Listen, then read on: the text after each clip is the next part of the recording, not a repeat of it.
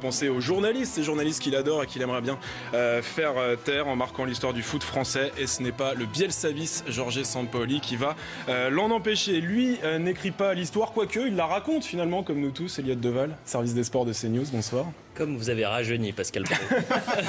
C'était facile. Alain Roche, 25 sélections en équipe de France, l'Euro 96, notamment évidemment demi-finale. Vous connaissez ces atmosphères, vous allez nous en parler. Bonsoir. Bonsoir.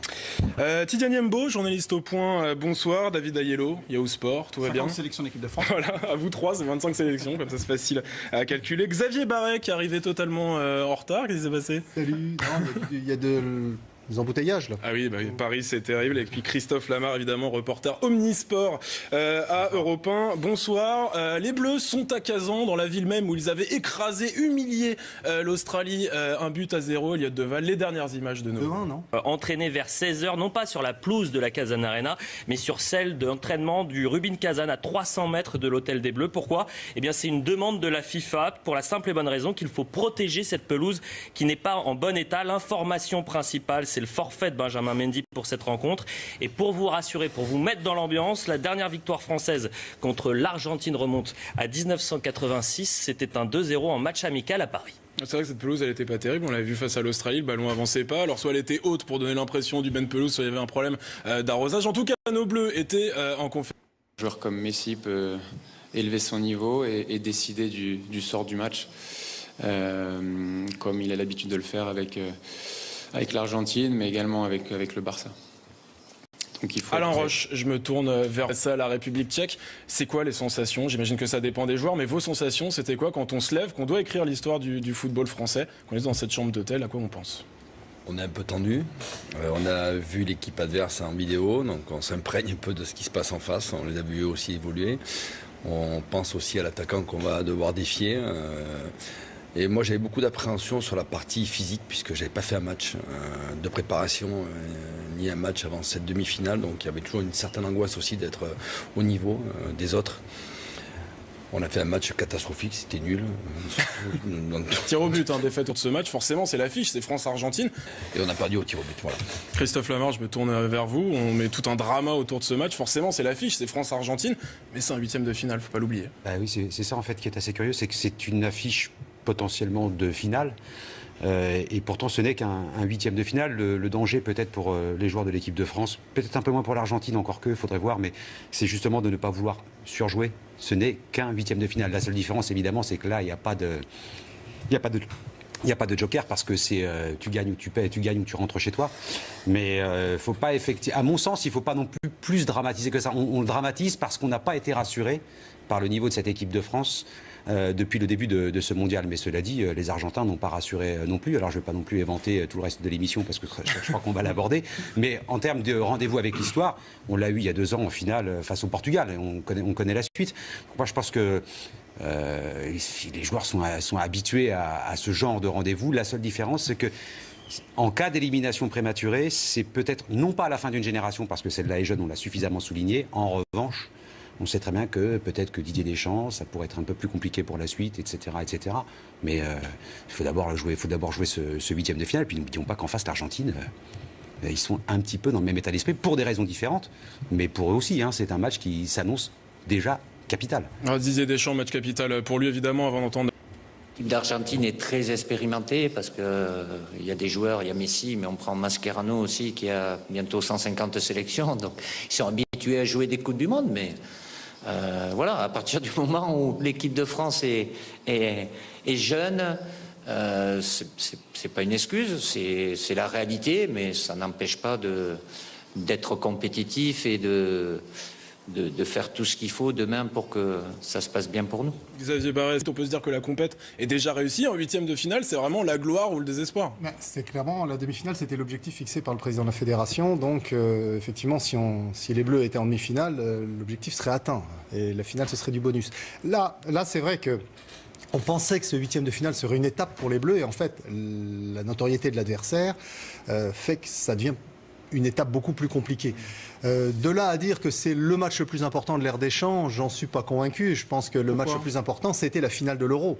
Parce que ça aurait changé beaucoup de choses si la France l'avait gagné. Il aurait pu continuer, mais avec un titre. Manque de peau, il ne l'a pas eu. Donc là, c'est une étape. En plus, le président de la fédération l'a conforté dans ses fonctions jusqu'en 2020. Donc je serais tenté de dire qu'il lui a enlevé une part de la pression. La pression, pour moi, elle est beaucoup plus sur l'Argentine et sur cette génération qui, elle, en revanche, joue sa dernière Coupe du Monde. La génération Messi, ils sont tous plus que trentenaires maintenant. Et pour eux, c'est la dernière chance. Alors évidemment, il y a eu cette finale perdue, mais Tidiani, on a l'impression néanmoins que Didier Deschamps vraiment joue gros sur ce 8e de finale. Il joue gros, mais quelque part, il s'est presque mis la pression lui-même à travers l'approche qu'il a eue depuis le début de son mandat. Quand vous avez une politique du court terme et que finalement le juge de paix, c'est uniquement le résultat et pas la manière, et c'est ce dont il ne se cache presque plus aujourd'hui, bah forcément, dès lors, on va vous juger uniquement sur le fait que vous passez le tour ou vous ne le passez pas.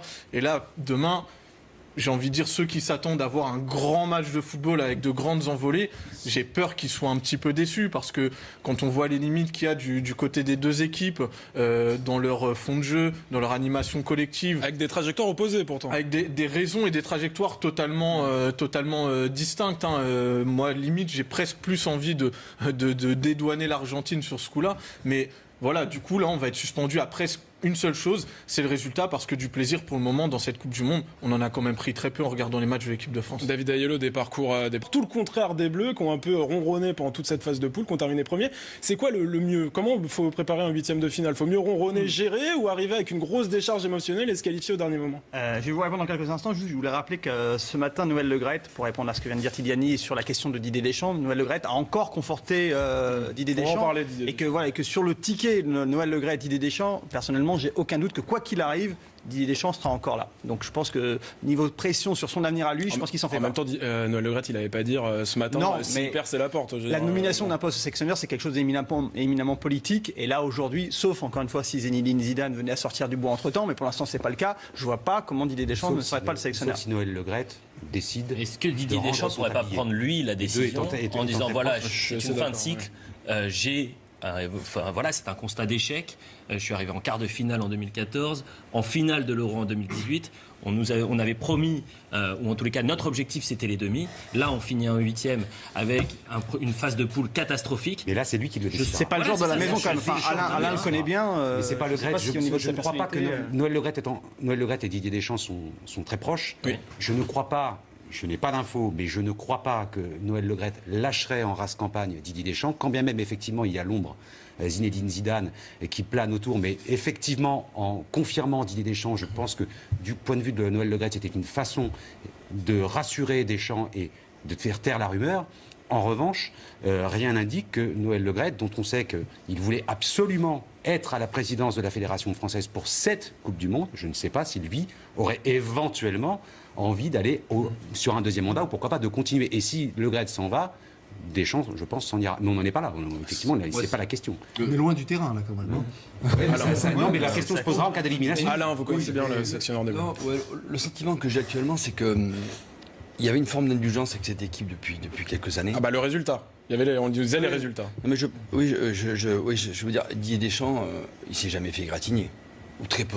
Voilà. Ça commence tout Ça commence à le faire. Ouais. C'est la première fois que le public grondait, ce qui n'était pas le cas avant.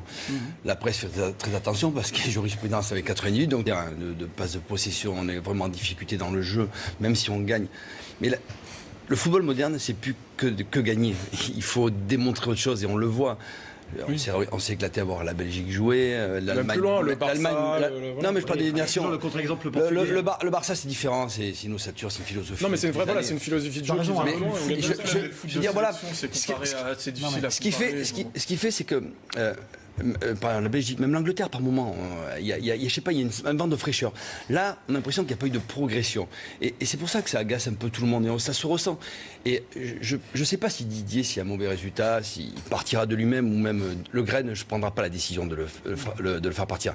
Mais il va y avoir une pression qui va se mettre sur l'équipe publique.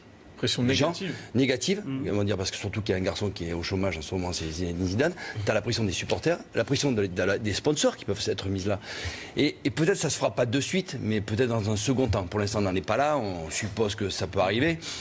C'est vrai que l'objectif, c'est les demi-finales, mais on a une équipe jeune, l'air de rien, mais on n'a pas vu de progression. On attend, on est vigilant, peut-être avoir un réveil là. On est dans le calcul sur les phases de groupe. Là, il va falloir se lâcher quand même, parce qu'il va falloir prendre des risques si on veut s'imposer. Mais la pression, les Argentins, on parlait de la pression argentine, mais ils l'ont tout le temps la pression. Alors justement, non, mais tout le temps sur les épaules. Voilà, s'il y a bien une équipe pour le coup qui n'a pas progressé ces derniers temps, c'est bien l'Argentine. Une campagne d'élimination absolument chaotique, une campagne de poule qui l'est tout autant. On sait que la pression médiatique est loin d'être la même autour de l'Albiceleste. C'est une religion évidemment le foot là-bas. On va regarder les unes de la presse argentine à la veille de ce choc face à l'équipe de France. Ouais, parce que le match a déjà commencé. Dans la presse, les unes de la presse argentine. Olé, le quotidien sportif argentin qui fait... Alors là, c'est Uno qui fait sa une sur l'équipe de France. Une équipe aux jeunes étoiles, la plus chère du mondial. La valeur marchande de la sélection française est estimée à plus d'1 milliard d'euros, il faut le noter. L'autre une, c'est donc Olé, le quotidien sportif argentin qui fait sa une sur la phrase d'Umtiti en conférence de presse. La France en alerte, nous affrontons un géant. Magnifique une de Chronico. C'est ce quotidien argentin. Moscou-Kazan, vous savez, c'est 816 km à parcourir. Nous te suivons partout en référence aux 50 000 supporters qui sont attendus à la Kazan Arena demain. Et d'ailleurs, ça sera peut-être aussi l'un des moteurs de cette sélection argentine. Et enfin, donc, on l'a vu, cette une de Uno, une équipe aux jeunes étoiles. Voilà les quotidiens argentins qui titraient ce matin. Peut-être le quotidien français, l'équipe, la presse sportive. Elle est bien la une de l'équipe. Oui, qui est un peu... pas du tout. Ah bon c'est drôle, je trouve que c'est... C'est juste qu'en 2006, les Espagnols ont fait la même chose avec Zidane et qu'on s'en souvient tous. Alors, vous avez raison sur un point, c'est qu'on a l'impression que nous, on se focalise sur l'Argentine, sur Messi, et en Argentine, on ne se focalise pas sur les Bleus, à part les joueurs les plus chers de l'histoire. Vous connaissez Louis Vix, David Ayello? Oui. Vous connaissez, on le voit tous les jours, Louis Vix. Louis Vix ou Louis XIV, pour ceux qui ont du mal avec les chiffres. Oui, qui ont du mal avec les chiffres romains, surtout, parce que ça ne pas ça du tout. Bon, voilà. Louis Croix-Bâton. Voilà, Louis Croix-Bâton, il est à cadrer. On va voir justement, la France est favorite, c'est ça l'info des bookmakers? Ce qui est intéressant, c'est de voir que la France, pour une victoire de la France, c'est 2,40 et pour l'Argentine, c'est 3,30. Donc les Français sont considérés comme favoris avant cette rencontre contre l'Argentine. Alors l'Argentine justement, dans leur camp de base, ils se sont entraînés. Est-ce qu'il y a des soucis physiques? Quelles sont les dernières infos de l'Albiceleste? Alors eux non plus ne se sont pas entraînés sur la Kazan Arena. On les a vus ce matin sereins, souriants. Alors est-ce que c'est des sourires de façade? Mais Sampaoli et Banega étaient en conférence de presse cet après-midi. On sent que le match du Nigeria a redonné une certaine assurance à cette équipe qui était au bord de la crise de nerfs. Le bruit courait que les Argentins ont évité une forme de nice now au sein du groupe. Autre information, le milieu de terrain argentin Enzo Pérez attendu comme titulaire samedi, assez bien entraîné, donc il était au rendez-vous ce vendredi, lors duquel, là c'est une info très intéressante, les gardiens de l'Albiceleste se sont exercés pendant plusieurs minutes au tir au but. Évidemment, imaginez messieurs la pression qui repose sur les épaules de Messi, qui sait que c'est peut-être son dernier mondial, en tout cas le dernier à son meilleur niveau. Il a toujours rien remporté évidemment, Léo Messi, avec l'Argentine. On va voir juste son parcours en 5 dates clés et on en parle après. Sa première sélection, c'est en 2005, donc il y a 13 ans. Première sélection face à la Hongrie. 2006, il met son premier but en sélection contre la Croatie dans un match amical. Une médaille d'or à Pékin en 2008 avec Agüero, Di Maria, Mascherano aussi. 2014, la finale perdue contre l'Allemagne. 2016, c'est la catastrophe. Il perd la Copa América pour la deuxième fois consécutive contre le Chili et décide de prendre sa retraite internationale. Cette retraite sera très courte, 2 mois seulement, et puis il reviendra donc avec l'Albiceleste. Alors Louis Vix, on va le retrouver toujours devant l'hôtel des Bleus et suit avec attention évidemment l'Albiceleste, la sélection argentine, et Jorge Sampaoli qui semble à travers sa communication brouiller les pistes. Où est-ce que va jouer Léo Messi sur le terrain demain, Louis? Où il veut. Sampaoli, c'est le roi du bluff, donc faut s'attendre à tout avec lui. Ce qui ressort pour le moment, messieurs, ce serait que Lionel Messi pourrait évoluer dans une position de 9,5 derrière, non pas Gonzalo Higuaín, non pas Agüero, mais derrière Christian Pavón, un jeune joueur de 22 ans, un jeune prodige de Boca Juniors. Ce serait quand même assez étonnant de voir Sampaoli se priver d'Higuaín, Agüero. On sait que Dybala, lui, ne joue quasiment pas. Il y a énormément de talent dans cette équipe argentine. Ce qui est sûr, c'est que concernant le plan anti-Messi, on va a priori privilégier un plan collectif avec un bloc compact parce que le marquage individuel, vous le savez, avec Lionel Messi, on pourrait penser qu'avec un joueur comme N'Golo Kanté, ça pourrait fonctionner. Mais les derniers exemples, et notamment celui du Classico Real-Barça fin décembre, je ne sais pas si vous vous rappelez, mais Matteo Kovacic avait été mis au marquage individuel de la Pulga, ça avait fini par craquer.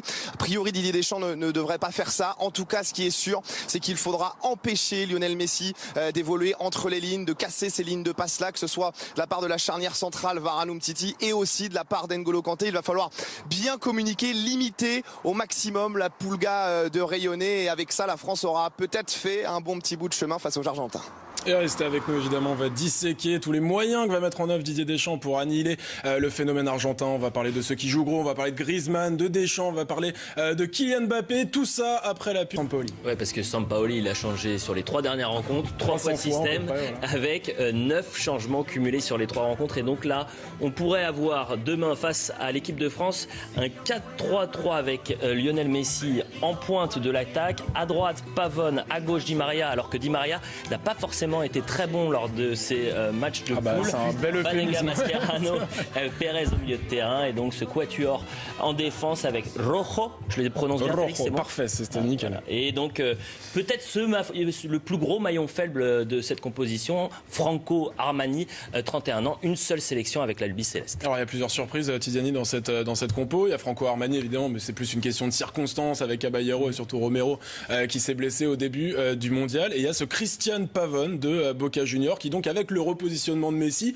mais malgré lui Higuaín et Agüero sur le banc. C'est surprenant. Je pense que Pavone a fait son trou, entre guillemets, par rapport à l'entrée qu'il fait contre le Nigeria, où il apporte beaucoup de dynamisme. Moi, ce que je retiens sur cette compo, principalement, c'est que les lieutenants de Messi sont là, c'est-à-dire Mascherano derrière lui, en garde-fou, et Di Maria, qui reste, malgré tout ce qu'on peut dire, et sa méforme, le joueur offensif avec lequel il a le plus d'affinité technique. Ça se voyait notamment pendant la phase de qualification, où les deux... Alors, ils n'ont pas eu un rendement exceptionnel, mais c'était à peu près le seul avec qui il arrivait à trouver des relais en termes d'animation offensive. Donc non, cette composition, elle est un peu à l'image de ce que fait Sampaoli depuis plusieurs mois. Il tâtonne. Un coup, il va jouer avec une défense à 3, un coup avec une défense à 4. Il a même joué contre Singapour en amical avec une défense à 2, avec une ligne de 4 attaquants totalement alignés. Du coup, honnêtement... je pense que vous avez plus de chances de parier, d'avoir de la réussite en pariant sur le résultat du match que limite sur la composition de l'Argentine, parce qu'avec Sampaoli, on peut vraiment s'attendre à tout. Bon, là, en tout cas, on s'oriente vers un dispositif qui est destiné à placer Lionel Messi dans les meilleures conditions possibles. Alors, même si l'animation offensive de l'Argentine est très peu lisible, est-ce que Messi peut éliminer les Bleus tout seul s'il le décide ? Oui, sur un coup de pied arrêté, sur un exploit technique comme il a fait contre le Nigeria, cet enchaînement est vraiment incroyable. Ouais, ce qu'il a fait, c'est bon, il n'y a que lui qui peut le faire. Donc voilà, après, c'est l'arbre un peu qui cache la forêt quand même, parce que derrière c'est laborieux. Hein. Franchement, moi je comprends pas ce que fait Sampaoli, mais bon, après je suis pas entraîneur. Je suis pas là pour des millions d'Argentins qui se posent la question. Quand je vois Mascherano, ça fait 5 ans ou 6 ans qu'il joue défenseur central. Que ce soit à Barcelone, maintenant en Chine, il me le fait jouer au milieu de terrain. Il se prive de joueurs d'un talent technique incroyable qui peut avoir des vraies relations techniques avec Messi. Alors il recherche beaucoup Di Maria, mais parce qu'il manque Dybala, il ne fait pas jouer Agüero, Higuaín. On a l'impression qu'il n'y a que des soldats autour d'eux. Mais c'est plus facile même pour les adversaires de défendre. Et alors comment on défend sur Messi ? Parce que vous savez comment lui donner le ballon. Mais comment on défend sur Messi ? C'est tout. Ouais. Vous savez que si un ballon, Mascherano a le ballon, vous savez qu'il va la donner à Messi, donc vous anticipez. Voilà. La ligne de passe. Voilà, la ligne de passe, après, faire après, bien sûr, il va avoir le ballon, il faut défendre à 2, à 3, ça c'est clair. Et chaque fois qu'il va vouloir faire une 2, on va vouloir lui remettre aussi. Donc le plus important avec Messi, il me semble, c'est de travailler, c'est un travail collectif, surtout de défendre haut. Il ne faut pas défendre à l'approche du but, parce que sur un contrôle, un crochet, il peut faire la différence. Il peut amener un coup franc qui va tirer, qui va mettre au fond. Le gardien nigérien ne se fait pas un bel arrêt. Il y a 2-0 aussi dès la première mi-temps. Voilà. Ce n'est pas simple. Il faut avoir beaucoup de réflexion tactique. Il y a des joueurs qui le connaissent très bien. J'ai un peu d'appréhension si Umtiti joue. Ah bah ça se sent. Oui, parce que il le connaît très bien, mais il joue avec lui. Ouais, dans les deux sens. Ah ouais. Et c'est Messi.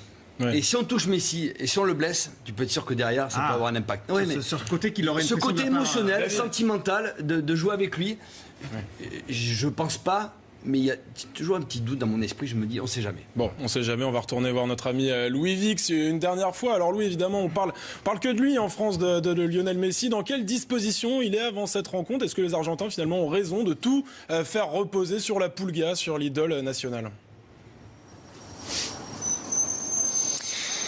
Bien, ils n'ont pas trop le choix de toute façon les Argentins, tant collectivement il n'y a aucune expression collective, pas vraiment d'identité de jeu. Après c'était déjà plus ou moins le cas en 2014, hein. L'Argentine n'avait pas vraiment brillé, ils étaient quand même arrivés en finale. Je voudrais juste terminer avec une petite information quand même sur la composition de l'équipe de France. C'est ce qu'on vous annonce depuis maintenant plusieurs jours, hein, à 90%. Ce sera le même 11 qui avait débuté face au Pérou à Ekaterinbourg, à savoir un 4-2-3-1 avec Blaise Matuidi sur le côté gauche.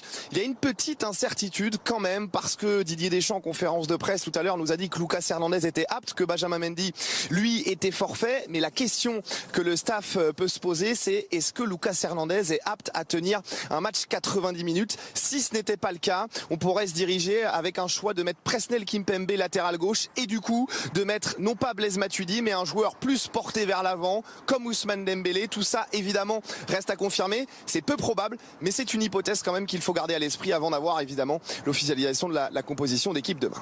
Ouais, c'est panique à gauche évidemment du côté de l'équipe de France. On va y revenir dans cette émission. On va revoir, vous nous avez donné des précisions sur la composition d'équipe. Merci beaucoup Louis Vix, on vous libère, on vous laisse vaquer à vos occupations. On revoit la compo des Bleus et on imagine où est-ce que Lionel Messi va se positionner là-dedans. On va la voir évidemment qui s'affiche cette composition avec la charnière centrale Umtiti Varane, avec ses milieux défensifs Kanté Pogba. Est-ce que ces quatre hommes-là, est-ce que ce carré Kanté, Pogba, Umtiti, Varane vont être aux aguets, vont être en permanence sur Lionel Messi? En fait, il ne faut pas être seulement sur Lionel Messi. Bien sûr, c'est le danger numéro 1, mais il n'est pas dangereux s'il n'a pas de ballon. Or, ceux qui ont très bien su défendre face au Barça ou face à l'Argentine, en général, ont empêché que le ballon arrive à Messi. Il y a Alain Roche faisait allusion à différents dispositifs tactiques. Moi, il y en a un dont je me souviens, c'est le PSG Barcelone.